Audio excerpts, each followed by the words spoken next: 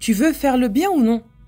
On n'en parle pas souvent, mais si on savait tous les portes et les moyens que Dieu nous accorde pour faire le bien, on s'empresserait de le faire.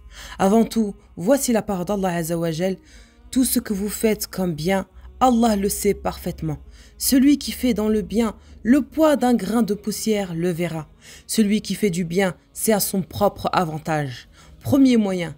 Dans un long hadith unanimement reconnu authentique, épargner aux autres ton mal, car c'est là une aumône que tu peux faire pour toi-même. Second moyen, hadith rapporté par Muslim.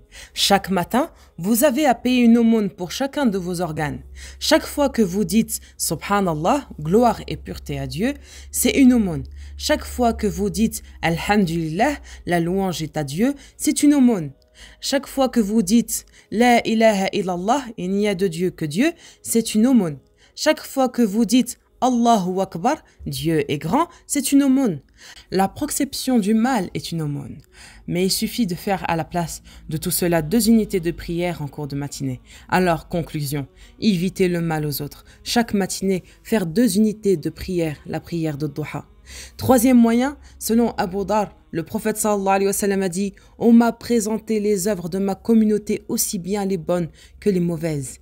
J'ai vu mentionner dans ces bonnes actions le fait d'ôter de la voie publique ce qui peut nuire aux passants. » Quatrième moyen, selon Abu Dar radiallahu anhu, le prophète Mohammed sallallahu alayhi wa sallam a dit « Ne méprise aucune bonne action, si petite soit-elle, comme le fait d'accueillir ton frère avec un visage souriant. » Conclusion, retire les choses nuisibles de la voie publique, sourire à son frère en Dieu.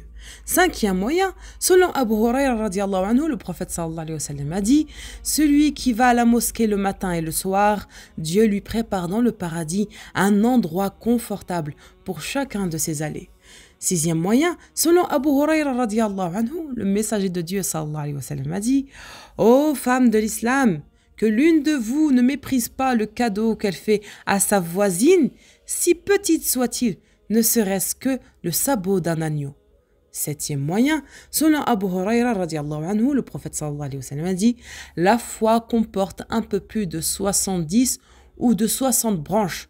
Le plus élevé est la proclamation qu'il n'y a de Dieu que Dieu, et la moindre est le fait d'ôter de la voie publique ce qui peut nuire aux passants.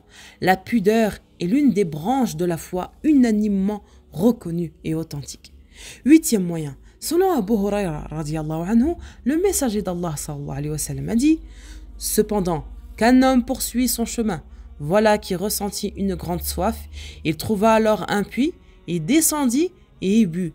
À sa sortie du puits, se présenta un chien haletant et léchant la terre humide tellement il avait soif.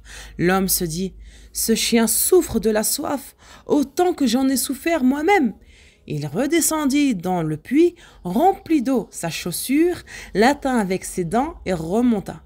Il en abreuva le chien et Dieu loua son acte et lui pardonna ses péchés. Ils dirent « Ô messager de Dieu, avons-nous donc un salaire pour nos bonnes actions envers les animaux ?»